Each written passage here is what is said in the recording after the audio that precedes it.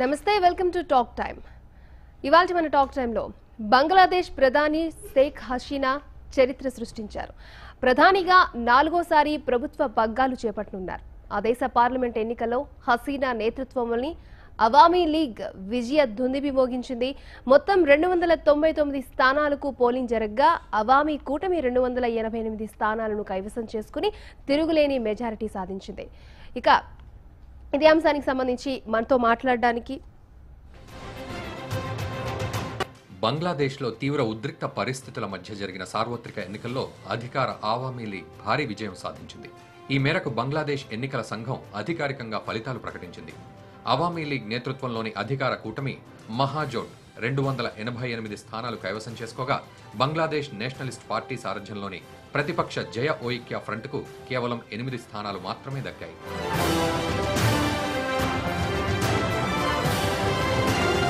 మరోవైపు Awami league majority సాధించడంతో ప్రధానిగా షేక్ హసీనా 4వసారి పగ్గాలు చేపట్టనున్నారు. అటు గోపాల్గంజ్ నియోజకవర్గంలో ప్రధాని హసీనా బీఎస్పీ అభ్యర్థిపై రికార్డు మెజార్టీతో గెలుపొందారు. హసీనాకు 2 లక్షల పైచిలకు ఓట్లు రాగా ఆమె సమీప ప్రత్యర్థికి కేవలం 123 ఓట్లే దక్కాయి.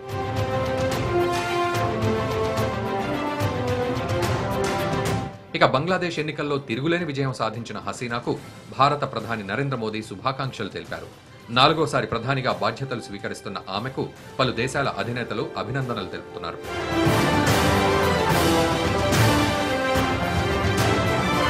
ఇదిలా ఉండగా బంగ్లా ఎన్నికల సందర్భంగా చెలరేగిన హింసలో 17 మంది చనిపోయారు.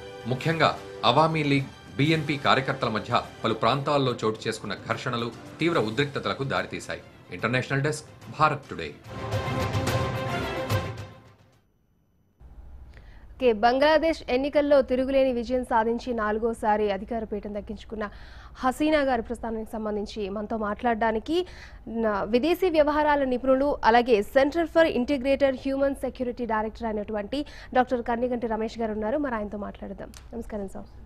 సో ప్రధానంగా మనం చూడొచ్చు, బంగ్లాదేశ్లో వరుసగా 4వసారి ప్రధాని పీఠాన్ని హసీనా ఎక్కబోతున్నారు. ముఖ్యంగా ఈ హసీనా ప్రభుత్వం ఏర్పడింది, ఏదైతే అవామీ లీగ్ వరుసగా 4వసారి అధికార పీఠాన్ని చేజిక్కించుకుంటోంది. ఏదైతే బంగ్లాదేశ్లో నానాటికి పెరుగుతున్న ఉగ్రవాదానికి సంబంధించి వారు అలా ముందుకెళ్ళగలరంటారా? ముఖ్యంగా భారత్ టుడే ప్రేక్షకులకి నూతన సంవత్సర శుభాకాంక్షలు అండి. అలానే షేక్ హసీనా గారికి అవామీ లీగ్ పార్టీ ద్వారా ఆమె 4వసారి బంగ్లాదేశ్ ప్రధానమంత్రిగా ప్రమాణ స్వీకారం చేయబోతున్నారు. ముఖ్యంగా భారతదేశానికి 4000 పైచిలకు కిలోమీటర్లు బోర్డర్ మనం బంగ్లాదేశ్తో షేర్ చేసుకుంటాం. మనకున్న ఇమ్మీడియట్ నైబర్హుడ్లో అంటే నేపాల్, భూటాన్, మయన్మార్, పాకిస్తాన్, ఆఫ్ఘనిస్తాన్, శ్రీలంక కింద బంగ్లాదేశ్ చాలా అతిపెద్ద ల్యాండ్ బోర్డర్. 4995 కిలోమీటర్ల వరకు బోర్డర్ ఉందండి. ముఖ్యంగా బంగ్లాదేశ్ చాలా టెరిటోరియల్ అంటే జాగ్రఫికల్లీ చూసుకుంటే, పొలిటికల్లీ చూసుకుంటే మన ఉత్తర ఈశాన్య రాష్ట్రాలైన 7 సిస్టర్స్ అంటారు. అస్సాం, మేఘాలయ, మణిపూర్, మిజోరాం, సిక్కిం ఇవన్నీ ఉన్నాయి కదా. వీటన్నిటికీ చాలా ఇంపార్టెంట్ కనెక్టింగ్ పాయింట్తో ఉత్తర ఈశాన్య రాష్ట్రాల మధ్య కింద బంగ్లాదేశ్ ఉందండి. ఒక పక్కన కింద బంగాళాఖాతం ఉంది. సో ఒక పక్కన చూస్తే భారతదేశం చుట్టువైపులో ఉంటుంది, కిందంతా బంగాళాఖాతం ఉంటుంది. ఈ యొక్క 4000 పైచులు కిలోమీటర్ల బోర్డర్ని మనం చాలా జాగ్రత్తగా కాపాడుకోకపోతే క్రాస్ బోర్డర్ టెర్రరిజం పెరిగే అవకాశాలు ఉన్నాయి. ముఖ్యంగా షేక్ హసీనా గారు భారతదేశంతో పాటు భారతదేశానికి, ముఖ్యంగా మోడీ గారికి, మన ప్రధానమంత్రి గారికి, షేక్ హసీనా గారికి మంచి సంబంధాలు, దౌత్యపరమైన మంచి సంబంధాలు ఉన్నాయి. రాజకీయ పరంగా కానీ, ఉగ్రవాదం మీద సహకరించుకోవటం కానీ, రక్షణ కానీ, విదేశీ వ్యవహారాలు కానీ, ట్రేడ్ ముఖ్యంగా వ్యాపార, వర్తక, వాణిజ్య విషయాల్లో కానీ భారత ప్రధాని మోదీ గారికి, షేక్ హసీనా గారికి ఒక మంచి అండర్స్టాండింగ్ ఉంది, ఒక మంచి వాతావరణం అయితే ఉందండి. సో ఇప్పుడు కొత్త సంవత్సరంలో దేవుని దయ వల్ల భగవంతుడి ఆశీస్సులతో మళ్ళీ మోదీ గారు ప్రధానమంత్రి అయితే తప్పనిసరిగా ఈ సంబంధాలు మరింత బలపడే అవకాశాలు ఉన్నాయి. నెంబర్ 1. నెంబర్ 2, మీరు అన్నట్టు క్రాస్ బోర్డర్ టెర్రరిజం అంటే ఈ బోర్డర్స్ దాటి టెర్రరిస్ట్ లోపలికి వచ్చి భారతదేశాల్లో ఇబ్బంది పెట్టే సంఘటనలు ముఖ్యంగా చూసుకున్నప్పుడు ప్రధానమంత్రి మోడీ గారికి ఆల్రెడీ షేక్ హసీనా గారు, ప్రధానమంత్రి హసీనా గారితో మెమోరాండం ఆఫ్ అండర్స్టాండింగ్, అవగాహన ఒప్పందాలు సైన్ చేశారండి. ఇది ఉగ్రవాద నిర్మూలనకు joint working committee on group on counter terrorism ముఖ్యంగా భారత జాతీయ భద్రతా సలహాదారైన అజిత్ దోవల్ గారు, మన national security adviser to the honourable prime minister, he is also playing an important role to build bridges between India and Bangladesh. Breaking barriers, building bridges is the watchword between India and Bangladesh as of now. దీని ముందలుగా మనం తీసుకెళ్లాలంటే sir madam, మనకి ministry of home affairs, భారతదేశం యొక్క home affairs సంబంధించిన రాజ్నాథ్ సింగ్ గారి నేతృత్వంలో ఉన్న మినిస్ట్రీని చూస్తే కనుక ఉగ్రవాదాన్ని అరికడటానికి మన ministry of defence Nirmala Sitharaman గారు, మన రాజ్నాథ్ సింగ్ గారు ముఖ్యంగా బంగ్లాదేశ్ విషయంలో చాలా చారిత్రకపరమైన ఒప్పందాలు కూడా చేసుకోవడం జరిగింది. నెంబర్ 1. నెంబర్ 2, 39 బ్యాండ్ టెర్రరిస్ట్ ఆర్గనైజేషన్స్కి సంబంధించి ఆల్మోస్ట్ 8 నుంచి 9 వరకు బ్యాండ్ టెర్రరిస్ట్ ఆర్గనైజేషన్స్ బంగ్లాదేశ్ ఊతంతో లోపలికి వచ్చే అవకాశం ఉంది భారతదేశానికి. పాకిస్తాన్ తప్పనిసరిగా స్టేట్ స్పాన్సర్డ్ టెర్రరిజం అదే, స్టేట్ కండక్టింగ్ టెర్రరిజం అదే, స్టేట్ ఇనిషియేటింగ్ టెర్రరిజం అదే. దక్షిణ ఆసియాలో ఎక్కడ టెర్రరిజం ఇన్సిడెంట్ జరిగినా దానికి పుట్టుపూర్వోత్తరాలు మూలాలు మొత్తం పాకిస్తాన్లోనే ఉంటాయి. ఆ పాకిస్తాన్ నుంచి ఎక్స్పోర్ట్ అవుతూ ఉంటుంది టెర్రరిజం, విస్తరిస్తూ ఉంటుంది. ఇది భారతదేశంలోకి రావచ్చు, బంగ్లాదేశ్లోకి వెళ్ళొచ్చు, ఆఫ్ఘనిస్తాన్లోకి వెళ్ళొచ్చు, ఇంకెక్కడ జరిగినా దానికి మూలాలు అక్కడే ఉంటాయి. సో మనము బంగ్లాదేశ్తో చెలిమి చేసే ముందల పాకిస్తాన్ని కూడా ఏ విధంగా ఎంగేజ్ చేయాలి, పాకిస్తాన్ని ఏ విధంగా కంటైన్ చేయాలి అంటే ఆపగలగాలి మనము అనేది మనం బంగ్లాదేశ్తో చాలా వ్యూహాత్మకంగా strategically we have to plan it out in such a way that in the new year 2019 the cross-border terrorism that is emanating from the borders of the Bangladesh should never get into the Indian mainland. So in order to do that, I think we need to have a robust, comprehensive counter-terrorism policy within the national security strategy. భారత జాతీయ భద్రతా విధానంలో ఉగ్రవాద నిర్మూలనకు సంబంధించి ఒక important పాలసీకి already వర్కౌట్లో ఉంది బిట్వీన్ ఇండియా అండ్ బంగ్లాదేశ్. దాన్ని ముందుకు తీసుకెళ్ళటానికి ఇంప్లిమెంటేషన్ ఎక్స్పెడిట్ చేయాలి. ఎక్స్పెడిట్ అంటే స్పీడప్ చేయాలి ప్రాసెస్ని. ఇదండి. తర్వాత ముఖ్యంగా లష్కర్ ఈ తైబా, హర్కతుల్ జిహాదీ ఇస్లామీ, హర్కతుల్ అన్సారీ అని ఇట్లా చాలా టెర్రరిస్ట్ ఆర్గనైజేషన్స్ మనకి పాకిస్తాన్ నుంచి కానీ బంగ్లాదేశ్ నుంచి కానీ మనకి ఇబ్బంది పెట్టే అవకాశాలు మనం చరిత్రలో చూసాము, చాలా రీసెంట్ పాస్ట్లో కూడా. మనకి ముఖ్యంగా ఊరిలో జరిగిన సంఘటన ఏదైతే ఉందో, భారతదేశంలో ఉన్న ఊరి పంజాబ్ ఏరియాలో జరిగిన టెర్రరిస్ట్ ఇన్సిడెంట్స్లో ఏదైతే ఉందో అప్పుడు బంగ్లాదేశ్ మనకి సపోర్ట్ చేసింది ఇది ఆ టెర్రరిజాన్ని ఆపటానికి. సో పాకిస్తాన్ నుంచి వస్తున్న టెర్రరిజాన్ని ఆపటానికి బంగ్లాదేశ్ మనకు సపోర్ట్ చేసింది. బంగ్లాదేశ్లో పుట్టి పెరుగుతున్న టెర్రరిస్టులకు సంబంధించి వాళ్ళు భారత సమగ్రతను దెబ్బకొట్టకుండా ఉండటానికి కూడా బంగ్లాదేశ్ పనిచేస్తుంది. సో ఈ విధంగా ప్రస్తుతానికి మనకి బాగుంది.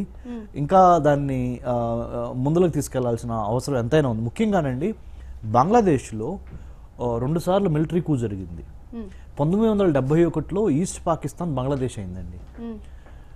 వెస్ట్ పాకిస్తాన్ అటెల్ పాకిస్తాన్ అయింది. సో మన ముగ్గురికి అంటే భారతదేశానికి, బంగ్లాదేశ్కి, పాకిస్తాన్కి ఒకటే మాస్టర్ ఉండేవాడు, అతడు ద బ్రిటిష్ వెళ్ళిపోయిన తర్వాత పాకిస్తాన్ ఏర్పడింది, ఇండియా ఏర్పడింది. 1947 మనం 15 అయితే ఆగస్టు 14 వాళ్ళు ఎవరు పాకిస్తాను. 1971లో ముఖ్యంగా ఈ ఈస్ట్ పాకిస్తాన్ ఏదైతే ఉందో పాకిస్తాన్ నుంచి మాకు విముక్తి ప్రసాదించండి అని లిబరేషన్ వార్ అని స్టార్ట్ చేసింది. దానికి మనం సపోర్ట్ చేశాము. ఎందుకంటే మన సంస్కృతికి మూల బింబం సాంస్క్రిట్ లాంగ్వేజ్. సాంస్క్రిట్ లాంగ్వేజ్ నుంచే బెంగాలీ వచ్చింది, సాంస్క్రిట్ లాంగ్వేజ్ నుంచి హిందీ మాట్లాడుతున్నాము, సాంస్క్రిట్ లాంగ్వేజ్ నుంచి తెలుగు మాట్లాడుతున్నాం. సో అన్నిటికీ మూలమైన సాంస్క్రిట్ లాంగ్వేజ్లో నుంచి వచ్చిన బెంగాలీ లాంగ్వేజ్ ఈ బంగ్లాదేశ్లో ఇప్పటికీ అఫీషియల్ లాంగ్వేజ్. అక్కడ ఉర్దూ కాదు, అక్కడ వాళ్ళు విభేదించారు పాకిస్తాన్తో. అంటే సాంస్కృతిక పరంగా, అంటే భౌగోళిక పరంగా, చారిత్రక పరంగా బంగ్లాదేశ్కి భారతదేశానికి కొద్దిగా మంచి సంబంధాలు ఉన్నాయి. సో ఆ విధంగా మనం బంగ్లాదేశ్ని కాపాడుకోవాల్సిన అవసరం ఈ దక్షిణాసియాలో శాంతి నెలకొల్పాలన్నా, వాణిజ్యం పెంచాలన్నా, వ్యాపారం పెంచాలన్నా బంగ్లాదేశ్ని మనం ప్రొటెక్ట్ చేసుకోగలగాలి. చాలా అవసరం ఉందండి. ఓకే, సో దీనికి సంబంధించి ఇంకా డిస్కషన్ కంటిన్యూ చేద్దాం. సో ఇక బంగ్లాదేశ్ అలాగే భారత్కు మధ్య సత్సంబంధాల గురించి మరికొన్ని విషయాలు తెలుసుకో. బంగ్లాదేశ్ ఎన్నికల ప్రభావం అనేది బంగ్లాదేశ్ భారత్ పైన ఎలాంటి ప్రభావం చూపనుంది? ఈ సత్సంబంధాలు అనేవి మరింత మెరుగుపడే అవకాశం ఉంది? తప్పనిసరిగా ఇప్పుడు బంగ్లాదేశ్లో అవామీ లీగ్ గెలవడం, 4వసారి షేక్ హసీనా గారు ప్రధానమంత్రిగా ప్రమాణ స్వీకారం చేయబోవడం అనేది భారతదేశం యొక్క నేషనల్ ఇంట్రెస్ట్ని దృష్టిలో పెట్టుకొని, మన భారత యొక్క జాతి ప్రయోజనాలను దృష్టిలో పెట్టుకొని మంచి జరుగుతుంది, సుపరిణామం. నెంబర్ 1. ఎక్కడెక్కడ శుభపరిణామం అంటే వర్తకం, వాణిజ్యం, వ్యాపారంతో పాటుగా ముఖ్యంగా తీస్తా అనే ఒక రివర్ ఉందండి. చాలా భారతదేశానికి బంగ్లాదేశ్కి మధ్య చాలా రివర్స్ ఉన్నాయి అనమాట. అందుట్లో అతి ముఖ్యమైన రివర్ తీస్తా రివర్ షేరింగ్ దగ్గర కొంత డిఫరెన్సెస్ ఉన్నాయి బంగ్లాదేశ్కి, ఇండియాకి. వాటిని మనం జాగ్రత్తగా పరిశీలించుకోవాలి. తర్వాత క్రాస్ బోర్డర్ టెర్రరిజం మీద పనిచేయాలి. రెండోది. మూడోది రాంపాల్ పవర్ ప్లాంట్ అని రాంపాల్ పవర్ ప్లాంట్ అని దాన్ని కట్టాలని భారతదేశం బంగ్లాదేశ్కి సపోర్ట్ చేస్తుంది. కానీ బంగ్లాదేశ్లో ఉన్న పర్యావరణ గ్రూపులు, కొంతమంది ఎన్వైరన్మెంటల్ గ్రూప్స్ కొన్ని అపోజ్ చేస్తున్నాయి. దాని గురించి చాలా జాగ్రత్తగా మనం వర్కౌట్ చేయాల్సిన అవసరం ఉంది, డీల్ చేయాల్సిన అవసరం ఉంది. 4 భారత బంగ్లా మధ్య డిఫెన్స్, సెక్యూరిటీ, కోఆపరేషన్ మంచిగా పెరిగే అవకాశం ఉంది. టెర్రరిజాన్ని తగ్గించే విధంగా వాళ్ళు 2 దేశాలు కలిసి పనిచేసే అవకాశం ఉంది, ఎందుకంటే పొలిటికల్ లీడర్షిప్ ఇద్దరి మధ్య అండర్స్టాండింగ్ ఉంది కాబట్టి. 4, 5 భారత బంగ్లా మధ్య ఎడ్యుకేషన్ పరమైన, కల్చరల్ పరమైన, అంటే విద్య, సాంస్కృతిక పరమైన సంబంధాలు, పీపుల్ టు పీపుల్ కాంటాక్ట్స్, మనం వాళ్ళకి మనం చేసే ఎగుమతులు, అక్కడి నుంచి మనం చేసుకునే దిగుమతులు, వీటి మీద కూడా పెరిగే అవకాశాలు ఉన్నాయి. సో ఓవరాల్గా it's a good year. Okay. అలాగే ఈశాన్య రాష్ట్రాలకు చెందిన ఉగ్రవాద సంస్థల స్థావరాలు అనేవి బంగ్లాదేశ్లో ఉన్నాయి. సో వాటిని హసీనా గారు అణిచివేశారు. సో ఇప్పుడు కూడా అదే కొనసాగే అవకాశం ఉంది. చాలా మంచి ప్రశ్న. అవును, తప్పనిసరిగా ఇప్పుడు భారతదేశంలో ఉన్న నార్త్ ఈస్టర్న్ స్టేట్స్ 7 సిస్టర్స్లో కొన్ని ఇన్సర్జెన్సీ మూవ్మెంట్స్ జరుగుతున్నాయి. మణిపూర్ కానీ, మిజోరాం కానీ, నాగాలాండ్లో కానీ. వాటికి సంబంధించిన కొంతమంది ఇన్సర్జెంట్స్ బంగ్లాదేశ్లో తలదాచుకొని బంగ్లాదేశ్లో నుంచి ఇండియాను కొట్టే అవకాశాలని పరిశీలన జరుగుతుంది. దాన్ని సక్సెస్ఫుల్గా మనము మోడీ గారు షేక్ హసీనా గారి సపోర్ట్తో అణిచివేశారు. సో అది ఇంకా ముందుగా పెరిగే అవకాశం ఉంది ఆ cooperation. So in order to curb the insurgency factors in the north east of India, you need to have Bangladesh as a confidential partner, which I think we have done successfully well. I think will continue the good work in future. Okay. అలాగే ఏదైతే 299 స్థానాలు ఉన్నాయో వాటిలో majority అంటే 288 I think ఇది land slide victory అండి. 4th time గెలవటం అంటే అసలు యాంటీ ఇన్కంబెన్స్ అనే మాట లేకుండా, తిరుగుబాటు అనేది లేకుండా, మరి 4వసారిగా ప్రధానిగా ఎన్నికవడం 2009 నుంచి 2019 అంటే ఆల్మోస్ట్ 10 ఏళ్ల పాటు మామూలు విషయం కాదు. తప్పనిసరిగా పూర్తిగా మనం అభినందించాల్సిన అవసరము. But it is good for India. ఎందుకంటే ఖలీదా జియా ఇప్పుడు ఎవరైతే జైల్లో ఉన్నారో అపోజిషన్ పార్టీ లీడరు, ఆమె కొంత యాంటీ ఇండియా సెంటిమెంట్ ఉంటుంది ఆమెకి. కొద్దిగా ఎక్కువ పాకిస్తాన్తో చెలిమి చేయటము, లేకపోతే టెర్రర్ ఎలిమెంట్స్ని సపోర్ట్ చేయటము. Whereas this lady is very pious, చాలా డిగ్నిఫైడ్ లేడీ షేక్ హసీనా. వీళ్ళ నాన్నగారు కూడా షేక్ ముజిబుర్ రెహమాన్ గారు, the father of Bangladesh. So ఇంక మంచి రాజకీయ వారసత్వం కూడా ఉంది. ఓకే. సో ముఖ్యంగా ఇండియాకి సపోర్ట్ చేసే విధంగా బంగ్లాదేశ్లో అలాంటి పరిస్థితులు ఉండడానికి ప్రధాన కారణం ఏంటంటారు? అంటే బంగ్లాదేశ్లో రాజకీయ పరంగా కానీ, ఆర్థిక పరంగా కానీ ఇండియా లేకుండా వాళ్ళు అభివృద్ధి చెందలేరు, సర్వైవ్ అవ్వలేరు, అభివృద్ధి చెందలేరు. ఎందుకంటే మనం వాళ్ళకి మన ఫ్రెండ్స్ని మనం చూస్ చేసుకోవచ్చు, కానీ మన నైబర్స్ని మనం చూస్ చేసుకోలేము. ఓకే. ఒక్కసారి మన నైబర్ అయ్యారంటే భౌగోళికంగా వాళ్ళతో మీరు సంసారం చేయాల్సిందే, చెలిమి చేయాల్సిందే. సో డిఫరెన్సెస్ ఉన్నా కానీ చాలా జాగ్రత్తగా ఎంగేజ్ చేయాలి. కౌటిల్యుడు అర్థశాస్త్రంలో చెప్పినా కానీ మనం అప్పటి నుంచి జరుగుతుంది ఏంటంటే, మన మిత్ర దేశాలు ఎవరు, మన శత్రు దేశాలు ఎవరు, వాళ్ళతో ఎలా మన రాజనీతి ఉండాలి అనేది మనం చాలా జాగ్రత్తగా ప్లాన్ చేసుకోవాల్సిన అవసరం ఉంది. అప్పుడు ఉంది, ఇప్పుడు ఉంది. సో మోడీ గారు, ముఖ్యంగా అజిత్ దోవల్ గారి సారథ్యంలో I think it's going to go in a very smooth way. చాలా బాగా జరుగుతుంది ఇప్పుడు వరకు so far, and it will go head in the same direction అనమాట. ఇంకోటి ఏంటంటే, మనం వాళ్ళతో కోస్టల్ ఇష్యూస్లో కూడా మనం సపోర్ట్ చేసుకుంటున్నాము. ఇంకొక ఇరిటెంట్ ఏంటంటే, మనకి బంగ్లాదేశీ సేలర్స్ కొంతమంది, అంటే బంగ్లాదేశీ నుంచి వచ్చి చేపలు పట్టే వాళ్ళు ఇటు ఇంటర్నేషనల్ వాటర్స్లో బోర్డర్ క్రాస్ చేయడం, వాళ్ళు అట్లా పట్టుబడతాం, ఇట్లాంటివి జరుగుతున్నాయి. వాటి మీద కూడా మనం ఒక కమిటీ ఏర్పాటు చేసి వర్కౌట్ చేయాలి. ఓకే. సో ఏదైతే BNP ఉందో 7 స్థానాలు గెలుచుకుంది, ఆ పార్టీ భవితవ్యం ఏంటి? అలాగే జైల్లో ఉన్న ఖలీదా జియా, ఆమె ఫ్యూచర్ ఏంటంటారు? అది ఇప్పుడు ఆమె యొక్క ఇస్లామిక్ ఫండమెంటల్ ఎలిమెంట్స్ అనే వాటిని దూరంగా పెట్టి మోర్ సెక్యులర్, మోర్ డెమోక్రటిక్గా ఆమె పార్టీ రూపాంతరం చెందకపోతే, Bangladesh national party, I think it will have the future is very bleak. ఆమెకంత so she has to rejuvenate, మళ్ళీ పునరాంకితం అవ్వాలి, పునరావృతం కాకుండా చేసిన తప్పులు ఆమె సరిదిద్దుకోవాలి, తప్పుల నుంచి నేర్చుకోవాలి, ప్రజాస్వామ్య దిశగా, లౌకికవాద దిశగా బంగ్లాదేశ్ నేషనల్ పార్టీ తనను తాను రూపాంతరం చెందకపోతే చాలా కష్టమైపోద్ది. అంటే ఆర్మీ, ఛాందస్వాదులు వీళ్ళు కాకుండా ముల్లా అదే మత ఛాందస్వాదులు కాకుండా లౌకికపరమైన, ప్రజాస్వామ్యపరమైన, అభివృద్ధిపరమైన డెవలప్మెంట్ కావాలి. అప్పుడు తప్పనిసరిగా మళ్ళీ BNPకి అవకాశం ఉంటుంది, Bangladesh national party. Okay, so ఏదైతే మోడీ బంగ్లాదేశ్తో కొనసాగిస్తున్న సత్సంబంధాల కారణంగా ఏదైతే బంగ్లాదేశ్ నుండి భారత్లోకి వస్తున్నటువంటి ఉగ్రవాదుల ఎగుమతి అనేది ఇప్పటి నుంచి వాటిలో తగ్గుదల ఏమైనా కనిపిస్తుంది అంటారా? తప్పనిసరిగా షేక్ హసీనా గారు ఇప్పుడు 4వ సారి మనకు గెలవటం ముఖ్యంగా మనకి ఉగ్రవాదానికి చాలా వరకు అడ్డుకట్ట వేయడానికి ఆమె చాలా సహాయం చేస్తారు. మనకు అలాంటి లీగల్ పరమైన ట్రీటీస్ కూడా ఉన్నాయి, MOUs కూడా ఉన్నాయి.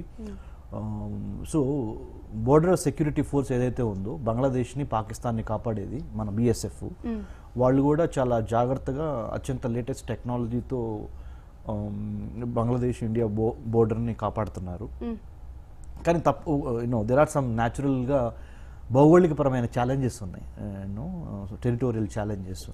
వాటిని కొద్దిగా జాగ్రత్తగా డీల్ చేసి ఇజ్రాయెల్ లాంటి దేశం నుంచి కూడా మనం కొన్ని బోర్డర్ సెక్యూరిటీ ప్రొటెక్షన్కి సంబంధించిన టెక్నాలజీ కానీ, ట్రైనింగ్ కానీ, గ్యాడ్జెట్స్ కానీ, అదర్ విషయాలు కూడా వాడాల్సిన అవసరం అయితే ఉంది. ఓకే, సో మనకున్నటువంటి అతిపెద్ద సమస్య ఏంటంటే బంగ్లాదేశ్ నుండి భారత్లోకి అక్రమ చొరబాటుదారులు అనేవారు ఎక్కువ మంది వస్తూ ఉంటారు. సో దీనిపై హసీనా గారి వ్యూహం ఎలా ఉండబోతుంది? ఇది మంచి ప్రశ్న అండి. ఇంకోటి 2 ఉంటాయండి ముఖ్యంగా, జాతీయ భద్రత, మానవ భద్రత. జాతీయ భద్రత అనేది ఏంటంటే ఒక జాతికి, ఒక రాజ్యానికి సంబంధించినంత వరకు మిలిటరీ కానీ, పోలీసులు కానీ, men in uniform will take care the national security of that country. Human security, మానవ భద్రత అంటే ఏంటంటే మానవునికి కావాల్సిన పరిపూర్ణ వికాసానికి కావాల్సిన విద్య, వైద్యం, ఆరోగ్యం, పర్యావరణము, మంచినీరు, వీటి మీద కృషి చేయటం ఆ గవర్నమెంట్లు. So human security and national security are the 2 sides of the same coin. బొమ్మకి ఒక నాణానికి బొమ్మ బొరుసు ఎట్లానో ఈ మానవ భద్రత, జాతీయ భద్రత అనే వాటిని బ్యాలెన్స్ చేసుకొని ఇప్పుడు షేక్ హసీనా గారు చాలా జుడిషియస్గా, చాలా వైజ్గా స్పెండ్ చేసి ఇంటర్నల్ డెవలప్మెంట్ చేసుకుంటానే ఎక్స్టర్నల్ రిలేషన్స్ని కూడా ఆమె చాలా జాగ్రత్తగా మేనేజ్ చేయాల్సిన అవసరం ఎంతైనా ఉంది. ముఖ్యంగానండి human trafficking, drug trafficking, transnational terrorism, తర్వాత క్రైమ్స్, ఇలాంటివన్నీ ఎక్కువ అవుతున్నాయండి between Bangladesh and India. So ఇప్పుడు she has to concentrate on human trafficking, drug trafficking, arms trafficking, వీటి మీద ఏది బోర్డర్ నుంచి ఇండియా బంగ్లాదేశ్ మధ్య రాకుండా ఆమె జాగ్రత్త పడాల్సిన అవసరం ఉంది షేక్ హసీనా గారు. సో ఫైనల్లీ షేక్ హసీనా గారి ప్రమాణ స్వీకారానికి ప్రధాని మోడీ హాజరయ్యే అవకాశం ఉంది? That's a hypothetical question. Hypothetical question అంటే అవ్వచ్చు, అవ్వకపోవచ్చు. సో ఒక జ్యోతిష్కుని చెప్పినట్టు చెప్పాలి అది. అయితే మంచిది, ఎందుకంటే ఆయన ఏమన్నారంటే ప్రధానమంత్రి మోదీ గారు ఆయన ప్రమాణ స్వీకారం చేసినప్పుడు మీకు గుర్తుండే ఉంటుంది 2014లో మే నెలలో ఆయన నైబర్స్ ఫస్ట్, అంటే మన పొరుగువారే మనకి మొదటి వారు కావాలి, ఇది మన గెస్టులుగా మన ఇంటికి రావాలి అని ఆయన ప్రమాణ స్వీకారానికి ఈ సార్క్ కంట్రీస్, అంటే South Asian association for regional కోఆపరేషన్లో ఉన్న 7-8 కంట్రీస్ మొత్తాన్ని పిలిచారు. అలానే ఈయన కూడా వెళితే అది ఒక రెసిప్రాసిటీ బాగుంటుంది, మరింత మెరుగుపడుతుంది. మన కేసీఆర్ గారు చెప్తారు కదా రిటర్న్ గిఫ్ట్ అని, రిటర్న్ గిఫ్ట్తో అంటే in a positive sense Modi గారు వెళ్ళి షేక్ హసీనా గారికి మంచి గిఫ్ట్ ఇచ్చి మేము ఉన్నాం మీతో పాటు కలిసి పని చేద్దాం అనే ఒక సిగ్నల్ ఇవ్వటం మూలాన పాకిస్తాన్ కూడా మనం నొక్కినట్టు ఉంటుంది. సో ఇది మంచిది, వెళ్ళాలి. నేనైతే పర్సనల్గా వెళ్ళాలని కోరుకుంటున్నా. ఓకే, మనం కూడా అదే కోరుకుందాం. రైట్, బంగ్లాదేశ్ ఎన్నికలు బంగ్లాదేశ్ భారత్ పైన ఎటువంటి ప్రభావం చూపుతాయి? అలాగే హసీనా గారు ఎలా ఉగ్రవాదాన్ని ఇండియాలోకి రాకుండా ఎలా కట్టడి చేస్తున్నారు, అండ్ 2 దేశాల మధ్య సత్సంబంధాల గురించి కూడా చాలా చక్కగా వివరించారు. Thank you so much. Thank you అండి. నమస్తే. ఓకే, చూసారు కదండి, ఇది ఇవాళ మన టాక్ టైం. చూస్తూనే ఉండండి భారత్ టుడే, దేశం కోసం, ధర్మం కోసం.